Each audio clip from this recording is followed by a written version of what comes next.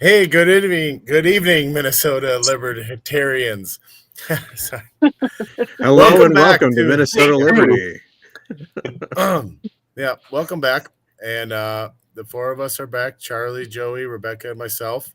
We've got lots to talk about. It's been a while since we've been online, and a lot of things going on. Everybody's busy, and so let's get started. Let's talk first about the one that I made the title, and the one that's really been pissing me off lately is this new war on drugs, or replacement for WMDs for regime change in Venezuela. I honestly, back in the early 2000s, I was gung ho, right? I think most of us were. We were all about this, and I was laughing at all the peaceniks that talked about, oh, this is just for oil, it's for oil, and I thought, no, that's all bullshit. And this is literally what this is, and Chevron, Exxon, or whatever, all these companies are trying to get access, and Trump is let her rip and just blaming it on the drugs. What do you guys think, Charlie? Oh man, there's so much to unpack. I know, listening, Venezuela has not been the top of my mind, but I know hearing Trump talk about, Maduro and not being a somebody that he can work with and all this stuff, and that's why he's going in. But there's definitely some underlying complications there. I mean, it's a nightmare. We're looking at another war in South America, and we're gearing up for it. We've got ships moving in. We've got our fleet moving there. It's not looking good, to say the least. We're blowing up boats that are moving through international waters. Right, and the whole thing that's getting all the right wingers and all the Fox News boomers and everybody riled up is the drugs, right? It's keeping our kids safe, and they've killed hundreds of thousands of kids overdoses, and the drugs are not coming from Venezuela, and that's a as long far as I know, the line fentanyl is coming from China, right? Like that. That's what the reports are. The fentanyl is being manufactured in China. I don't know what sources to trust. It blows my mind how fast people can just turn and say, yes, let's go get these.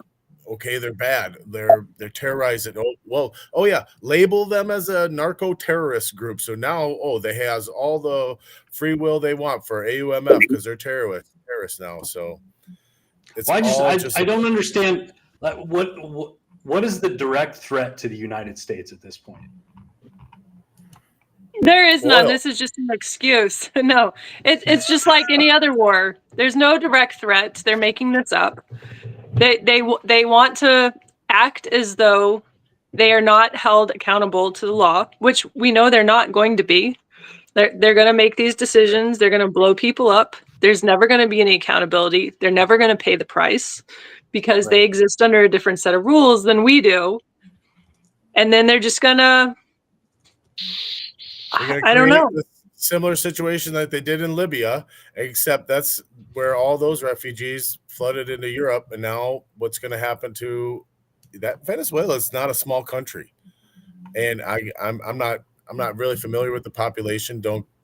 What was that, a Ted Cruz thing where he didn't know the population of somewhere, whatever. But anyways, no, that was honestly, if we just create that turmoil. I know Joey and I were talking about that, old meme, the turmoil, and it's all about the oil. And we just... I see the pun there. The turmoil. That's what you... Yes. Allegedly, the answer is 28.5 million if someone wanted to know the population of Venezuela. 28.5 million. Perfect.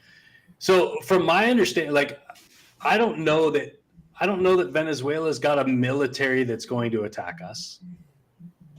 Right? I understand the natural resources there, and so you're probably going to get the coalition with maybe a Russia or a China. Is Venezuela part of BRICS? I believe that Venezuela is more BRICS aligned than it is US aligned. Okay. Well, so that's actually where you would draw the, like, if you're looking for, I mean, all these wars always come down to the central banks. That's what they all come down to. So we're talking about natural resources. I don't believe it's about the oil, because if it was about the oil, we would be tapping into our own natural resources, and we're not.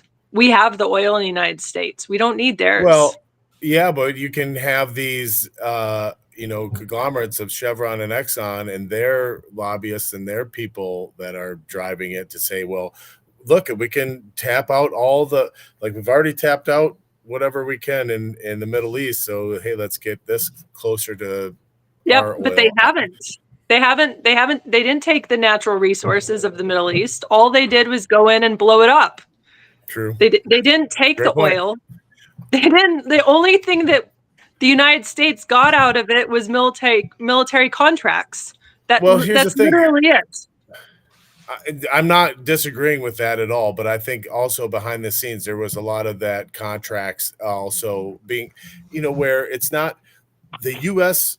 particularly doesn't own the oil, like another communist country would be, or like Libya or whatever is now, or all these, like Venezuela, or they've nationalized their oil, and I feel like the lobbyists of our conglomerate damn corporations have that kind of pull, and they're in with the banks as well. I think they're all in cahoots. Like, I think that they want the energy just as much as anybody, and to have it drain it from somewhere else.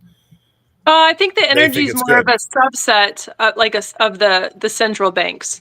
But truly, this all originates out of the central banks. And if Venezuela is more BRICS aligned than it is US dollar aligned, that's where Libya, Gaddafi, he didn't fall under the central banks, the same. He wanted a gold-backed African currency, and suddenly he didn't exist anymore. Right. That's you go down to the nuts and bolts of all of this. That's where it originates. It's all about control. It's not about the resources. The resources are just, like I said, a subset of this. If we can get something out of it that people under us that are, or not us, is we're not making these choices, right? But the people under, where our nation is aligned, if they're getting something out of it, then it's like the king keeping their peasants happy. You know what I mean? So like that's really what this is. So I think there's a bunch of things that come into play in Venezuela. Number one, it's their economic decline over the past decade. Since TJ, like you said, I think they nationalized their oil production. They didn't maintain the oil production. Right, it kind of deteriorated. The currency went to shit, and I think Maduro was just reelected this year, and I think there's his swearing in was contested, and so that causes a lot of internal strife. And then you've got other countries that are looking to play on that with, like I said, China, Iran.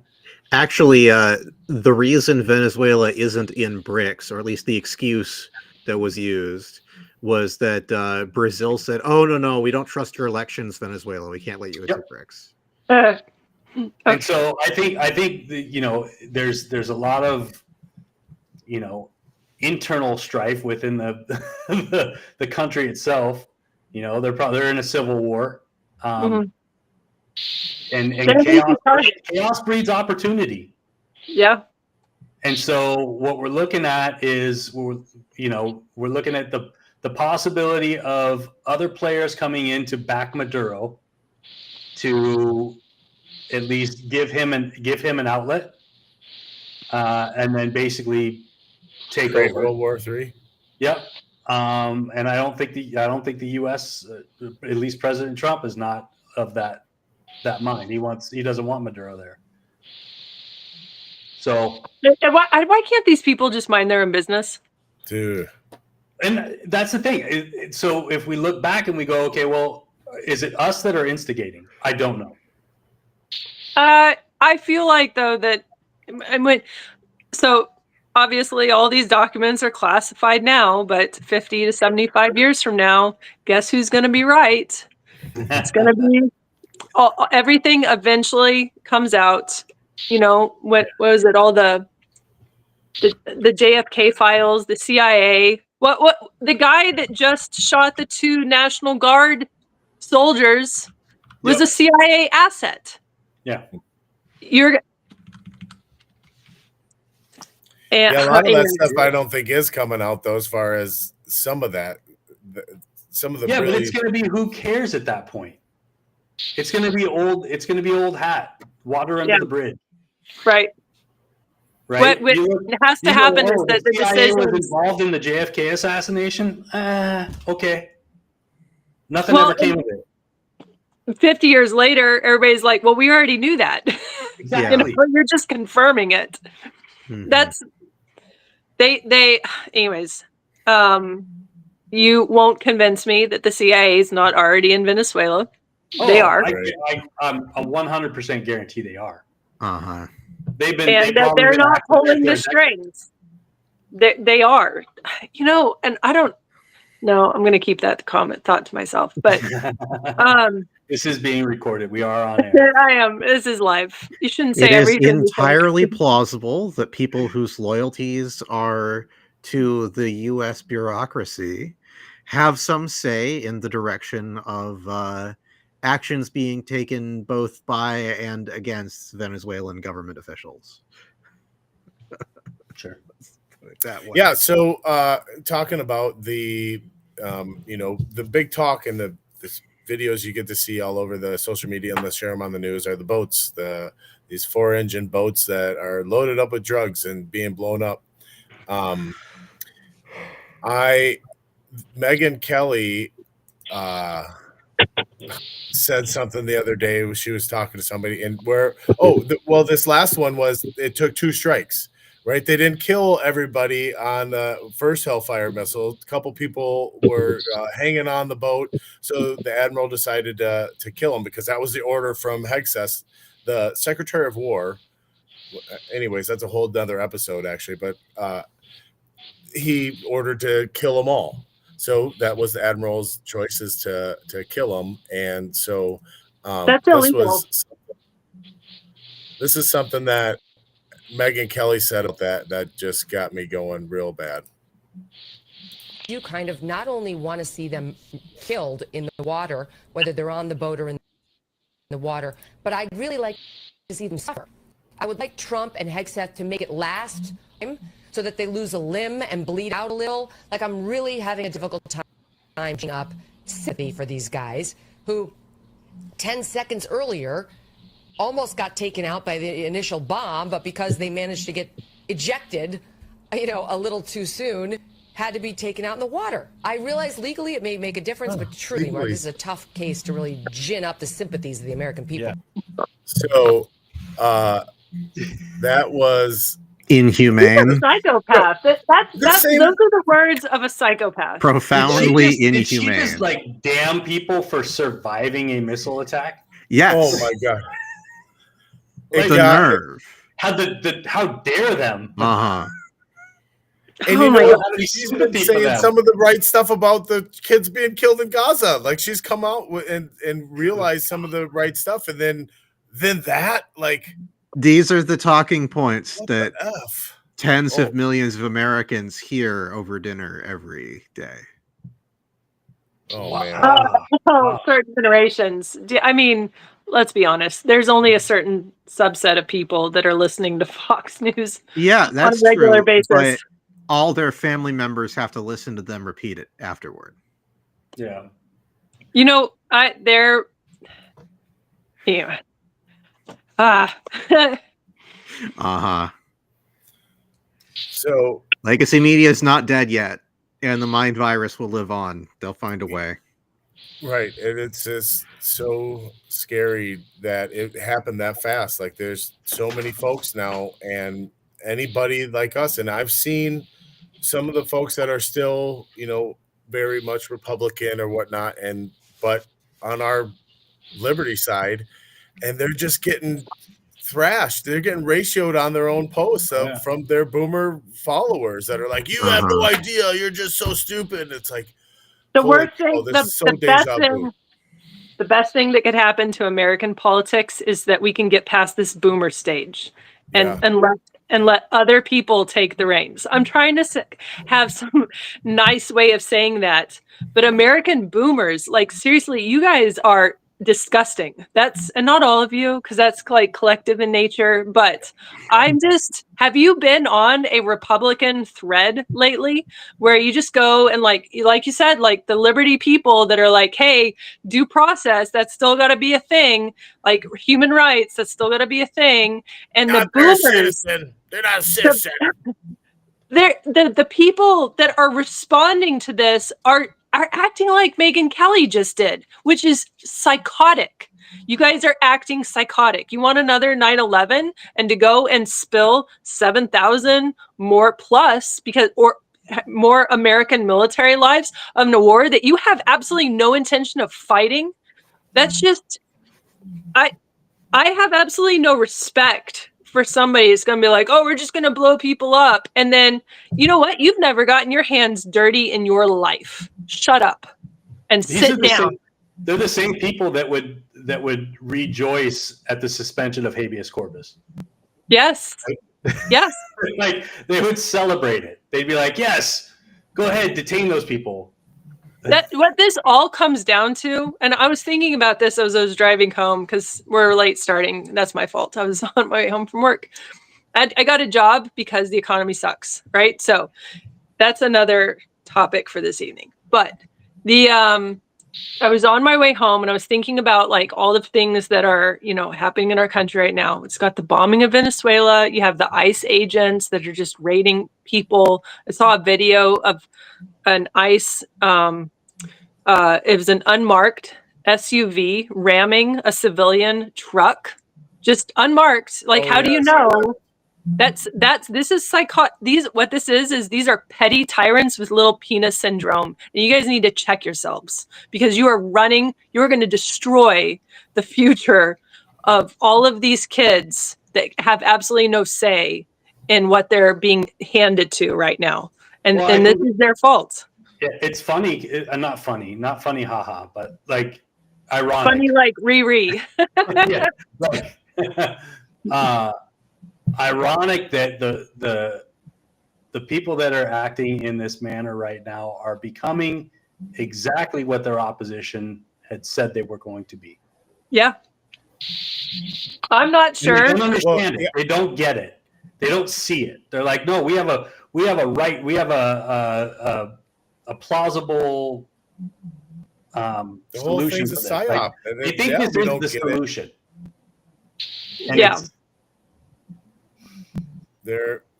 I think they're totally. I'm not a fan of the shit that they're pulling either. I do think that there has been quite a buildup of this replacement or whatever some people want to call it. Sure. But there are a lot of folks that are honestly fed up. And hey, man, I don't want to say I sympathize or empathize with someone that is a fucking bigot because I don't. You know what I mean? But there's definitely some parts of our own way of life that is being changed. And whether it's good or bad, whatever, I'm easy. So it's like I can go roll with the punches. But there are a lot of folks that are fed up. And these are a lot of the boomer types. And the way they spew off their anger issues is a whole different way. And it can come off a lot ruder than maybe they intend. I don't know. But, like they're the weak. They're the weak. They were the weak generation that led to the hard times. You're not wrong. You're not wrong about that. There's totally right. And I think I do confront quite a bit, of these folks when I talk to them, when I'm sitting there and saying things, and maybe they do cower a little bit or just say, "Well, it is what it is," or the dumb shit talking points, and you're never going to get past that. But You know what though, lately? yeah, So my new job, I work with a lot of younger generation people, and talking to them, and you get a lot of like those young kids kind of, hate on them or whatever. But I actually, have you ever sat down and had a conversation with somebody that's like 19, 20, 21, 22 years old? yeah, I think that they have the possibility, with the right influence, of being the kind of people that really that propels us into the future. Like they've got a level of caring about each other to them, where like my parents, who were boomers, were just like, "Oh, you're gonna go pick yourself up by the bootstraps and like do something for yourselves." "Oh, I could," who are just like totally condescending if you're like, "Hey, I'm struggling right now." You know what I mean? But like these kids, they're very concerned about each other and about human rights. I think that some of it's misguided because, the indoctrination system where they went to school taught them, like socialism, and that kind of stuff is the key. So there is some unlearning that has to happen, but they're very open to hearing it. That's what I've noticed, is that they want the conversation. They want to understand. And you got to remember too that a lot of these kids were, especially the 19 to 22, 23-year-olds, lost, like they were already teenagers, 16, 17 years old, 18 years old when COVID lockdowns happened, right? So they were aware enough to know what was going on and to see what unchecked power from the government, the result of that could be, and how it hurt people around them and hurt them too, right? They're watching the inflation that's like it's not, we're not at hyperinflation, but the cost of my groceries has doubled. Yeah, but nobody, there's no side knows what's causing inflation other than ours. Like, we're the little faction that actually understands inflation, but right. All sides blame it on other shit. They don't, but see, they're open to the conversation. And so these are the people that we need to be reaching out to. The older generations that allowed what is happening right now to happen on their watch, they're a lost cause. We need to quit trying to appeal to them and even care about what they think, and just go straight to the youth, because the youth they're hurting. Their rent is extraordinary. They've been sold a lie on American prosperity and American promise, which doesn't exist anymore. Not at all. They can't afford their basic things very well. The price of vehicles, gas, grocery, housing, all of these things, the problems that didn't exist, right? These problems didn't exist 40 years ago. Yeah, 20 years ago. It's funny how you talk about your experience as a barista. Well, my experience at the food shelf with all these older folks there, that all the retired folks volunteering there, and their strife is very similar, except it's on the opposite end, right? But you're not wrong as far as their life choices, and they're towards the end of their life and dealing with the same bullshit from the subsidized government crap, the healthcare and all the housing and all the stuff that they've had to deal with their whole life, and the promise of Social Security that they've had, and the things that they've been promised as well. The Social Security check that they can't even, you can't live off of the Social Security check. That's indentured, not indentured, but kind of indentured servitude to live in poverty for your dying days. Like that's really what Social Security is. Yeah. Well, and the thing is the Social Security program has changed over time, right? It's like you get it regardless. It's not a safety net anymore. It's just here's your check. Right. So even people that are wealthy are still receiving Social Security, whether they need it or not. Well, I paid into that. I get mine. Exactly. We can't blame it. Well, so that kind of opens up a whole thing, which we didn't even talk about in our pre-meeting, of the dang Minnesota paid family leave forced tax that we're about to all incur here coming up in a few weeks. Holy crap. Actually, I got it right here. We just had the damn meeting, and it says that if you're paying in your monthly contributions for me employee only, $40 a month, but the take-home benefit, where is that other sheet? The take-home benefit was going to be like $1,800 a week. Huh. So What? if I was contributing, right, so barely not even $500 a year that will be taken out, and then my employee will contribute that as well. So the state will be getting roughly $1,000 a year. But then when I take that 20 weeks of leave, it's up to $800. I know it was, or $1,800 or something, or $1,600 a week. So the math just isn't there, And Well, they're going to be relying on all the people that are paying into this because they're forced to, right, who aren't having kids. well, it's not just about having kids though. You get sick, or your mom gets sick, or anybody qualified in your care. Oh man, this is going to be abused like crazy, and the money is just going to fall out. You know what? The way I see this is like we're essentially going to destroy small business in the state of Minnesota. Yes, that's the part that it's not even part of the money. That's the part of the business that's just going to go away. Right. It's just it's a logical end to this. You have to incur these expenses because it's mandated by the legislature, right? It's a law that you have to incur these expenses and pay them out, and then pay 50% of the employee's wages while they're on leave. It just a small business cannot recover from that, and without replacing that person either.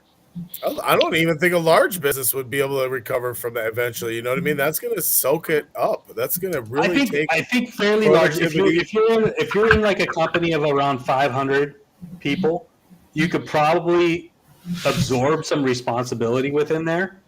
People are not going to be happy with absorbing responsibility. But if you've got a 10-person shop, right, and somebody takes off for what is it, 12 weeks? 20? Or 20 weeks? A number, up to 20 weeks every year.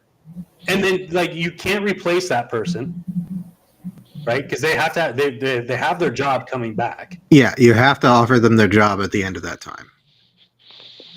Like, how do you soak up that workload? You can't just. Small business is gonna die. No, but nobody thinks of that. They stop right here at, well, wouldn't it be nice if you had a kid and you get to? Wouldn't it be nice if you wouldn't have to choose between your job or be getting healthy? It's like, and then like, let's go a couple more steps here and figure this out. Let's just the not craziest stop thing. Listen to this. This is absolutely insane. My neighbor, like I walk my dog around my neighborhood 3 times a day. Right, I talk to everybody. My neighbor is like he owns his own construction company. Mm-hmm. And he's a solopreneur. He does all the work himself, right? He's a small LLC. He'll hire subcontractors sometimes, but he's the only employee of that company, and he still has to pay into this, so that he can pay himself paternity leave. Right. It's not just wait. How much is it? How much is it that you have to pay into a year? I keep looking at the wrong. I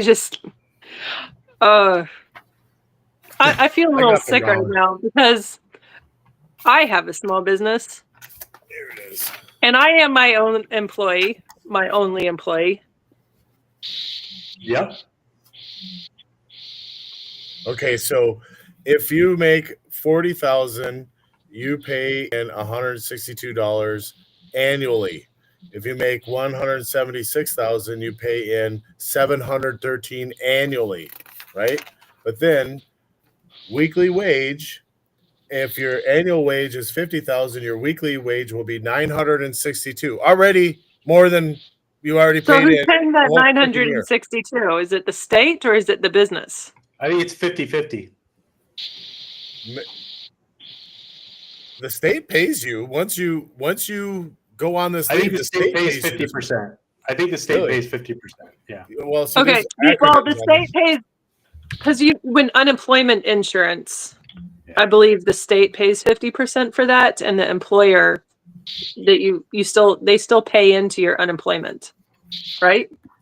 Give me a hypothetical number for how much money you would pay yourself as an employee of an LLC. Who, As the me? sole, yeah. Give me a hypothetical number. I don't want the real number, but like if you paid yourself a wage or a salary as the sole employee, percentage of the company, revenue, just give me a number. percentage of the profit, a percentage of If the I was, profit.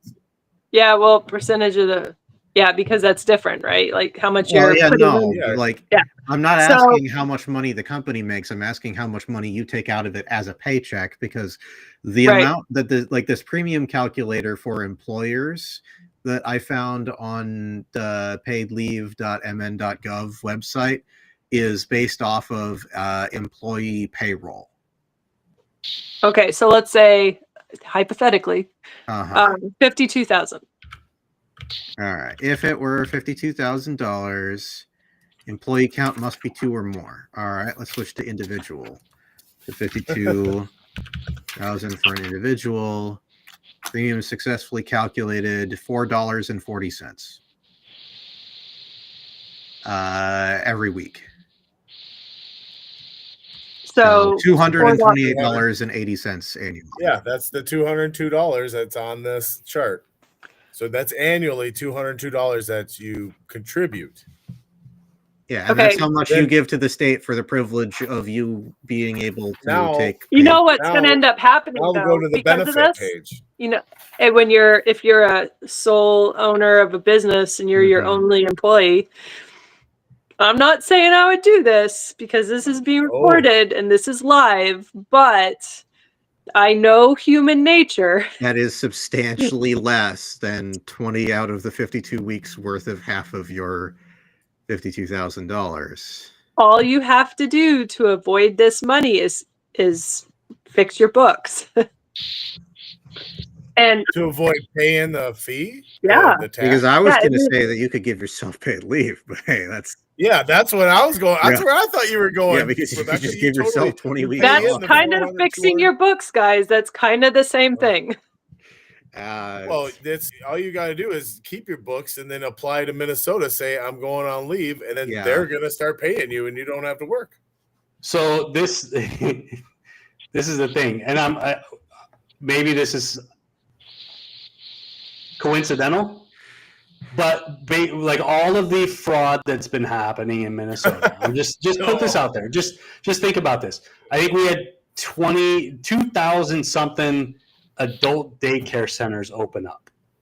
Adult daycare centers, right? And if those are all single person LLCs, and then they all authorize themselves to take 20 weeks of leave.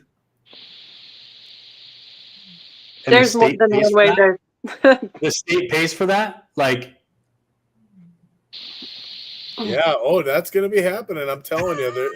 And imagine of all that, and like you're saying, the percentage of your contribution compared to what your benefit is, that means like only 10% of the people need to start taking this benefit, and I feel like it's gonna run out of money.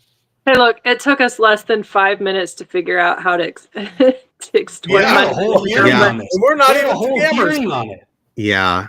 To delve in the direction that Charlie brought up, apparently the Minnesota Department of DHS, Department of Human Services, just set a 2-year ban on new group home licenses to combat this. And the thing is, it's a blanket ban. Because when you're a government, every problem is a nail and every solution is a hammer. So clearly the solution to the problem of a bunch of scammers making shoddy old person daycares is to ban any new old person daycare company from registering, no matter whether it's run by nurses or run by a guy out of his bathroom. It doesn't matter. It's all banned now. You can't open another one. Well, I'm just going to be excited to see what excuses they're going to come up with when this really starts going to shit. By March, February, March, I guarantee you there are going to be all kinds of companies saying WTF, and individuals with the $4 a week coming out of their paycheck. And I apologize. So I'm reading this. It says, okay, the premium contribution is, the total premium is 0.88% of the employee's wages, and the employer has to pay 50% of that. For now. Yeah, that's right. for the now. employer pays 50% of that. The employer doesn't pay 50% of the reimbursement the when you're on leave. That's the state pays that. Exactly.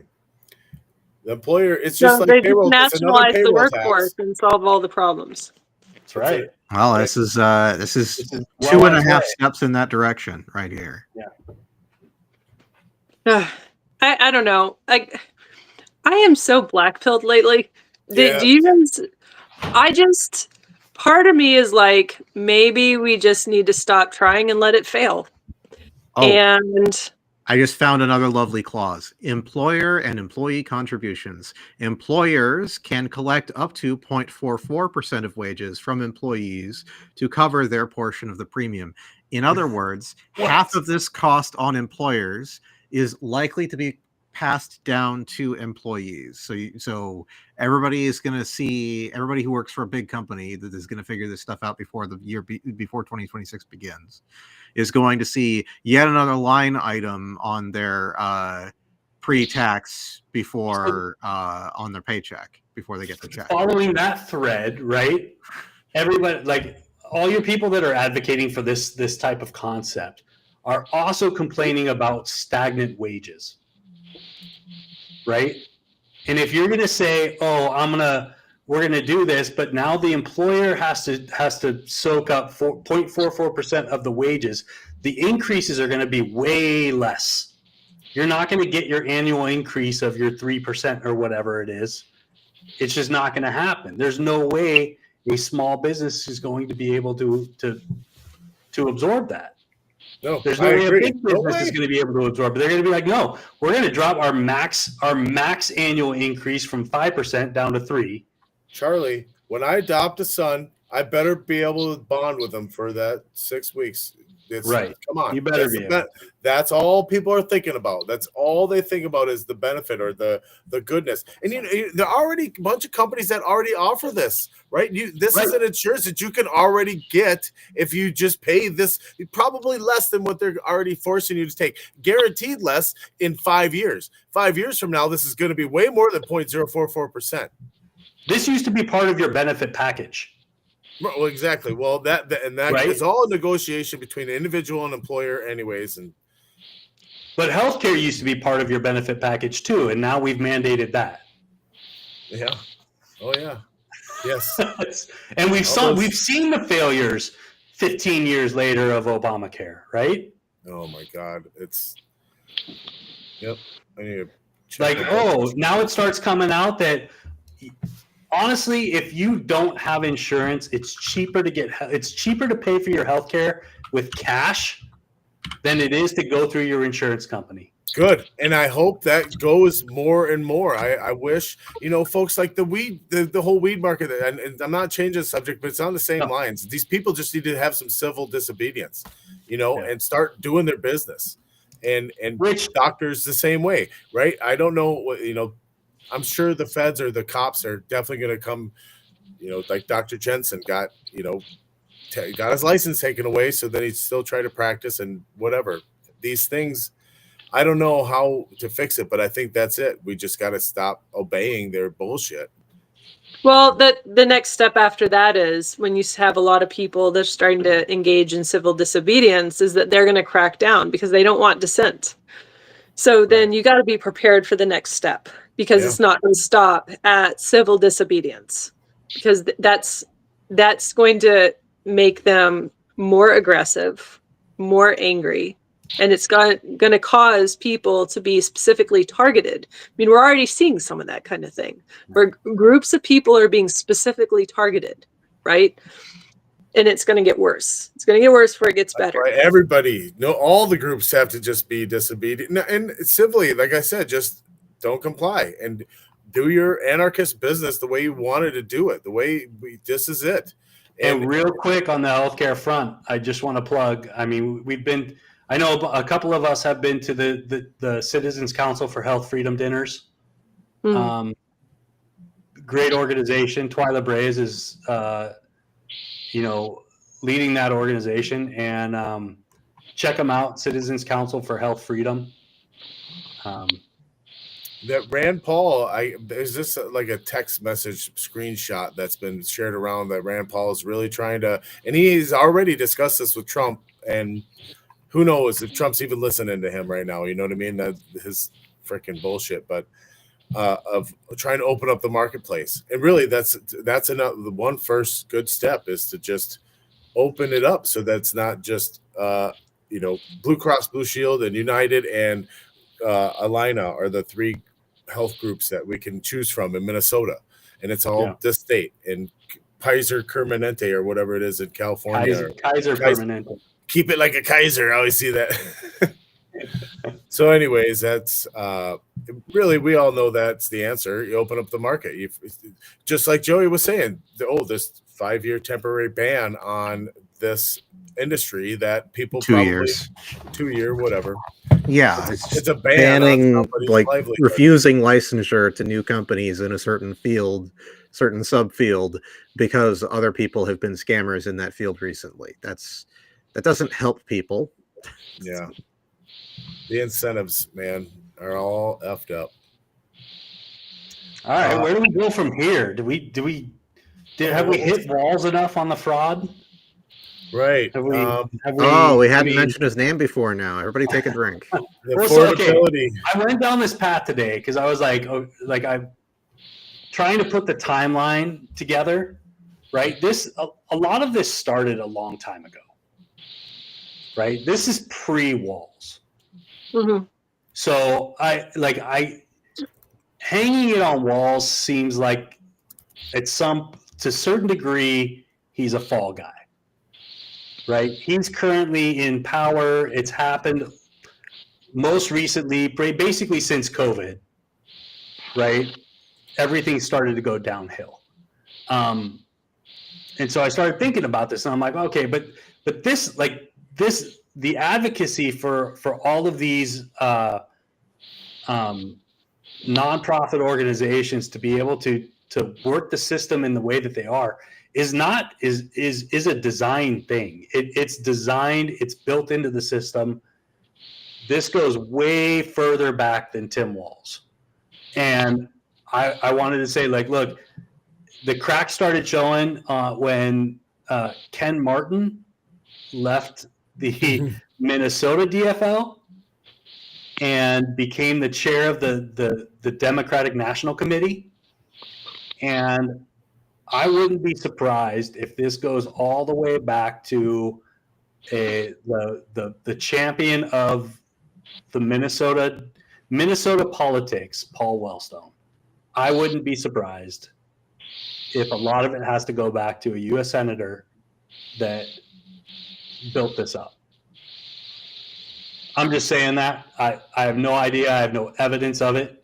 But speaking to this from a fraud and compliance perspective, I cannot help but notice that while the amount of money that the state government has been handing out to organizations has shot up drastically, the number of professional hours of has stayed stagnant.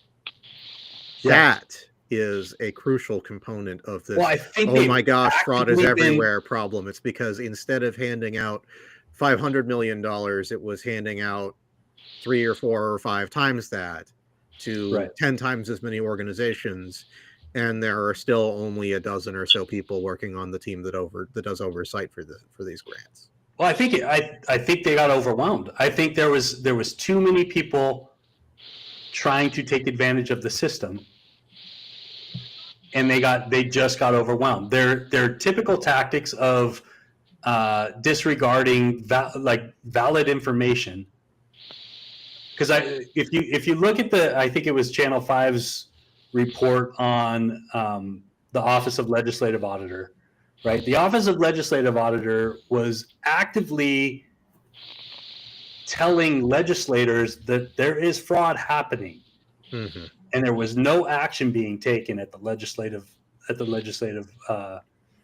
Yeah, because the OLA can make as many reports as they want to, but Right. if the legislative panel that they report to doesn't initiate any action in response or doesn't forward it to a police agency, nothing happens. Right. Well, what police agency? Because those are equally as corrupted in Minnesota. That's not really. So where do you take that information to? Because they're all bought and sold. It has to be the legislature. It has to be the legislature. They're the ones that passed the laws. They're the ones that allowed this to happen. They never took up the holes in the legislation to stop it. They're the ones that approved those budgets that are going to nonprofits. But that's assuming that they did that accidentally. Well, if it's an accident, stop it. Right. Right. What If I'm it's an saying accident, is, Rebecca is saying is, "Oh, man." why are we assuming that this is incompetence instead of malice? Oh yeah, and that's what I'm saying. I don't think I think it's built into the system. right. So this always, it's that age-old question: are they doing this intentionally, or are they just idiots? And I think that it gives them too much of a free pass to say that these people are idiots. Useful Yeah, I idiots. agree. Some of them Right. are, but these people are not stupid. They know. No, They and know. that's why I They say know I what they're think- doing. I think they know what they are doing. I think too many people were educated on the loopholes. Right. I think the education spread faster than the infrastructure could hold up. Charlie, are you suggesting that security through obscurity doesn't work? Well, maybe It's- these folks that are tasked with the oversight, maybe, who knows, that education that you're talking about, maybe it came from them. And Well, there's a little percentage that comes back. I bring this up Walter Hudson made a good point. He said he's lived in Minnesota his whole life. There are people that have no idea how to set up a business, that have lived in Minnesota their whole life. They don't know the process. They don't know the laws. They don't know how to do this. And now we have people that haven't been in Minnesota for maybe 18 months that have businesses set up, that are actively getting tax dollars sent to them. There is some sort of infrastructure or organization that is helping them do that. Absolutely. And so that was, but I think it was the intention up front was of goodwill, right? Here is a land of opportunity. Here is how you take advantage of that opportunity. But that advantage, there were too many loopholes. There were too many unseen pathways to extract money from the system, and they were taking advantage of it.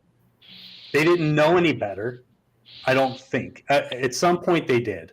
At some point they had to know better, but they didn't care at that point because there were no repercussions. It's just like the Reason Magazine thing. It's a great idea with the best intentions. What could possibly go wrong? Yeah. And the incentives are all there for the fraud to just be rampant. Yeah. When you got the oversight. Now, every time I hear the talk about oversight, that just means more freaking bureaucracy. So I just, you know what I mean? I just want none of the benefits to be available, and let's all work together and provide the benefits for each other. I know that sounds more commie than anything too, but it's just No, I man, mean, you used to be able to just work hard and be able to reward yourself with your hard work. yeah. That's not possible anymore. No doubt. That's right. Again, we're the only ones that understand where that inflationary force is coming from. Nobody I talk to, other than libertarians, understand the Fed and understand the fractional reserve banking and all this other stuff that is really effing us in the ass. And they really want to blame these the corporations or the other stuff. Like, I Well, guess it's and really just corporations, which I don't think are also good. But I don't They're think- not saints. that- Corporations Yeah, exactly. are by law sociopathic. But the corporations creating have of an thought. ignorant society and an ignorant base is intentional. This has been decades of work to make. They just want dumb workers. They don't want people that can think for themselves, because then they'll recognize these kinds of things, right? Yeah. That's Look at the, they don't want a thinking public. or even workers. Look at what in COVID, right?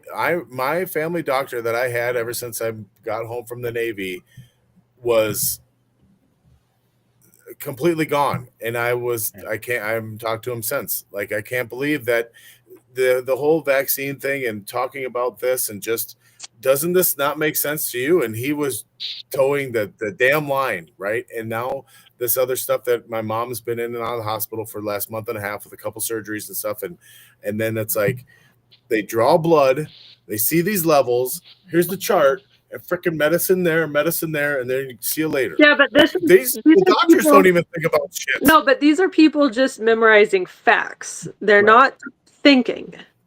Anybody at a certain capacity, can memorize enough facts to get them through the day, to get them a degree, whatever. But these aren't trailblazers. These aren't people who can solve complex problems or think through the nuance of different scenarios. That's not what these people are. And modern medicine doesn't. They teach you how to give drugs. Yeah, it's totally protocol. obvious. It's protocol. Right, and you don't get your license if you don't follow the protocol. Yep. Yeah, that's again, we're right back to that black pilling, man. Every time we start talking about this shit, man, it's just like, crazy. God. But that's I like, just wanna- I think that's what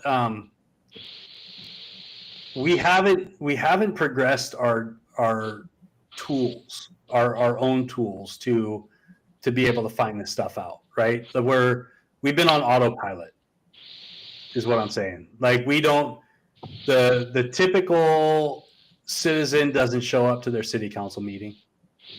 No. Yeah. They probably don't even know the names of their, like, I would say most people don't know who is on their city council. I had somebody, I put out my, my run for state auditor on Facebook, and I had somebody ask me a question. They said, "Well, I just think people are like, they don't care about politics." And I was like, "Well, I get it to a point, because I said something about I trust the people of Minnesota to make good decisions if they have the information in front of them, right?" And now the information has become obscured, and people no longer trust their news sources. So it's tough to reconcile that and spend the time to actually flesh that out. So if we can progress our tools or upgrade our tools to be able to deliver accurate information in a timely manner, I think people will come around. But you've got to give them those tools and train them on them. And most people don't want to take the time right now. But I think at some point they will, because regardless of whether you want to engage in politics or not, politics is going to engage with you. It's just the way it is. Whether it's through overtaxation or something that you don't like, and that's how we get these single issue voters. That it's like the one thing that infringed upon their peaceful life, kind of stirred them into a frenzy, and now they're going to rally against it. And they're very apt to, I don't know, sway one way and forget about everything else because they don't care about any of the other pieces of politics. They only care about that one issue. And at some point it crept in, and hey, they'll find people that align with those issues, and whether they choose to pursue other issues or not, that's up to them. But I think we've got to give them the tools at least to see. Well, it comes down to the money. Where's their money going? Here's the other part of this, and this is something that my family has been feeling, especially lately. I don't know. But I mean, obviously we care, right? Because we're here, we do the stuff, we're engaged, we're paying attention. I am working 2 jobs. I am also trying to take care of my family. My husband is working a full-time job. He's also coming home and, trying to do family stuff and raise kids. And we are tired. Yeah. And this it's not like our story is unique, because everybody around us is trying to simply make it, and so you've got to figure out,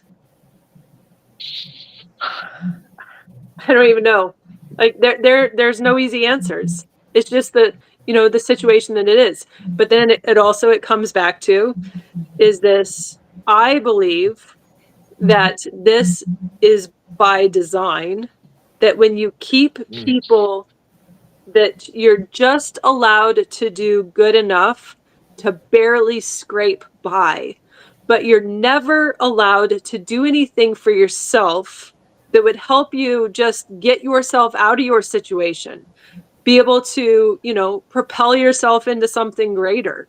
Like, you're just constantly spinning the wheels, but so many roadblocks are being put in front of you from being able to go to the next step and to be able to, maybe not have to work 2 jobs, but those roadblocks are constantly like, you're not allowed to do this. You're not allowed to do this for yourself. You're not allowed to do this.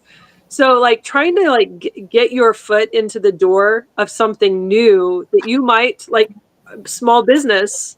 Maybe I could make something of a small business, but then you're talking about well, now you got to pay this tax. And I already know what it's like to try and start a small business in Minnesota. Not easy, right? And then the cost of things are extraordinary. Do you know what it's like to my family, we shop when we grocery shop. I get everything generic brand. All we buy is our ingredients. We do a lot for ourselves, just trying to, make it by. But I can tell you that the cost of Great Value Walmart brand has doubled in the last years. Doubled. That you know what that does if you're and that it doubles your grocery bill, And so then we're talking about all these other things. And so you have people, my story's not unique. We have other families. We're surrounded by families all in the same way. All we do is work. And we see the problems. And lately I've been do I have the capacity to just keep going? Because there are some days, and it leads to that black pill where you're I'm so tired, and if you can relate to that, just the fatigue and the weariness on what this life has handed you, not because it couldn't be great, but because you're not allowed to be great, that this is the place for you. We've got to figure out how to come together and then just start attacking this, strategically attacking this, obviously in a peaceful ways, right? Well, and listen, the attacking in our perspective is just remove, cut the lines in the in the statutes to stop all these inhibitors that you're saying that are not allowing people to live their life and do these things. And that's the way I want to attack our legislature, is just remove these inhibitors. And it's not about placing anything more on anybody, obviously. So that's the message I want to say, is that I don't want to attack anyone. I just want to remove anything that is on anything. Yeah, but they're going to see it as an attack, though, because they want their systems in place. You know, there but it is. we do agriculture. We have a farm. We do all this stuff, and people are like, "Oh, well, what can we do to help our farmers?" Deregulate the industry. Take off the regulations of the industry. Take off the food caps. Take off you can only sell this for this amount of price. There's absolutely no reason that our greatest natural resources are forcing people to work impoverished when we all need to eat 3 times a day. Why? It's because of the overregulation that is killing our industry, and our greatest natural resources, which is our land and our agriculture and our ability to provide for ourselves. There is no reason that should be struggling to the degree that it is. The only reason it is because of the regulation at the hands of the government. And as soon as you start talking about, I don't understand this, farmers the same way. They're like, oh, but the government, like all these programs, we need this. No, that program is killing your farm. Mm-hmm. It's killing your farm. We have lost thousands of family farms in Minnesota in just the last few years. Thousands. And what it's doing is that it's taking the average size of the farm, which used to not be big, and it's making the average size of the farm bigger because all the small farms can't compete, and the large farms are just absorbing what the vacuum that the small farms are leaving behind, right? You're losing your resources at the hands of regulation. That's happening in every industry. Every single industry is the bigger just keep gobbling them up, because another reason for that is anything, it's their fiduciary responsibility to create growth and have profit for their shareholders and things like this. So those are written laws that if they don't do this, so if they have to cut or do this and make shrinkflation and do all this other stuff just to save money per quarter. Yeah, legally mandated sociopathy. That is what a publicly traded corporation is. Legally mandated sociopathy. Because they have one and only one objective, according to the law, and that is to provide financial benefit to their shareholders. Yeah. And that things like taking care of their employees and making sure their employees have good quality of life goes by the wayside. Things like making sure that their customers are actually enriched by their products goes by the wayside. It goes by the wayside because volume. The people that you put in charge of those companies have a mandate, right? Yeah. And the shareholders are the ones that elect this, that are. And it's going to come down to board members that are saying, no, we're going to move a CEO out and move somebody else in who's going to increase our bottom line.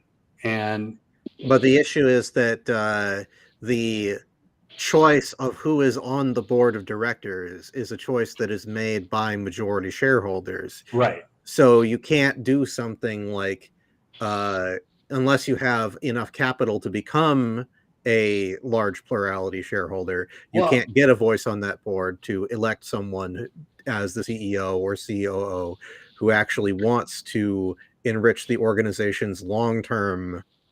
And when you look at this, if you've got a company that's looking for private equity, the private equity firm is absolutely going to have a seat on the board in order to be able to fund that Mission or We've seen the whatever. startup craze go nuts, right? So if you're looking for a seed funding or something, you're going to give up a seat on the board.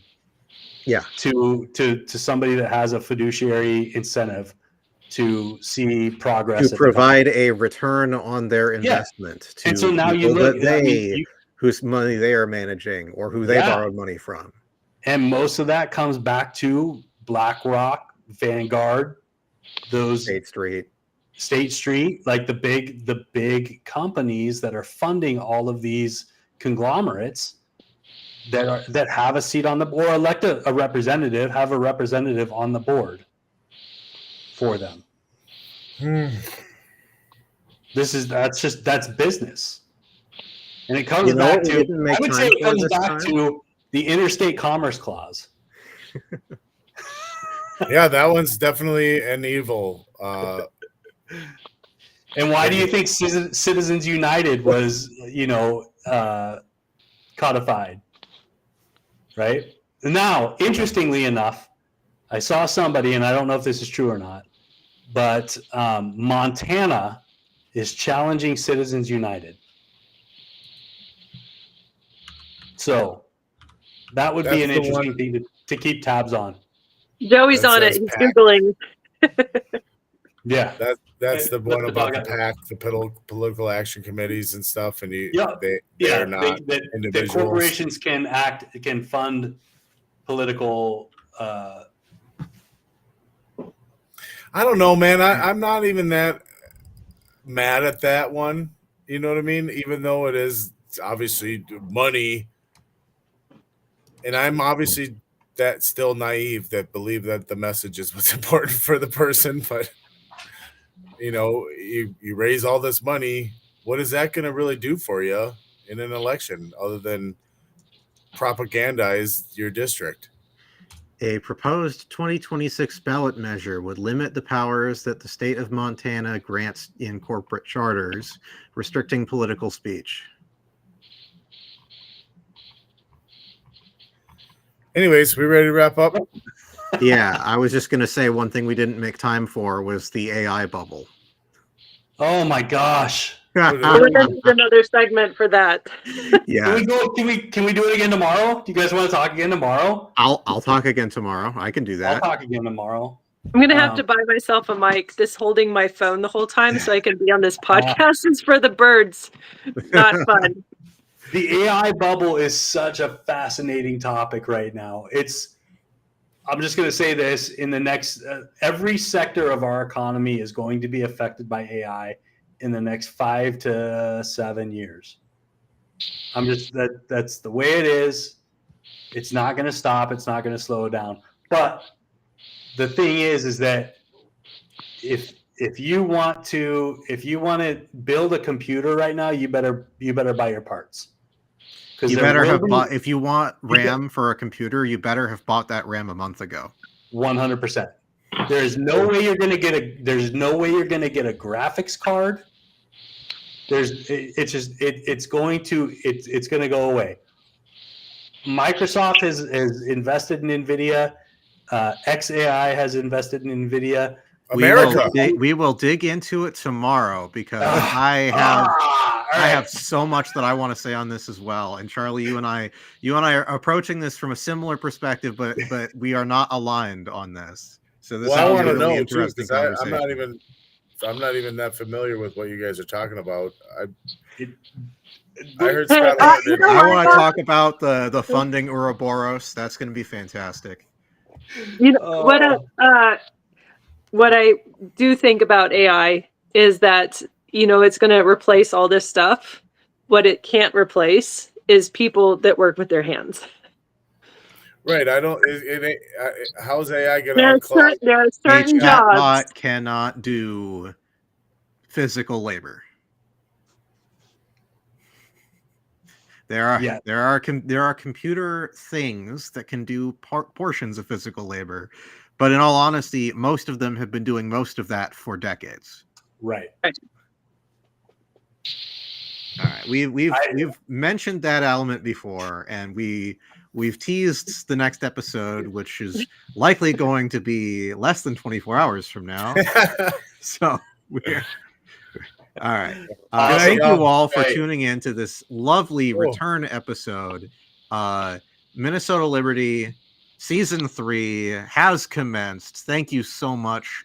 The Libertarian Party of Minnesota is responsible for the infrastructure for this podcast. We're all members of the LPMN. We would love for you to join us. Please check us out, lpmn.org. Check out our events. Give us money. Join us. Show up for events. Volunteer. Fantastic. Vote for libertarians. Yes, that as well. Night. All right. See ya.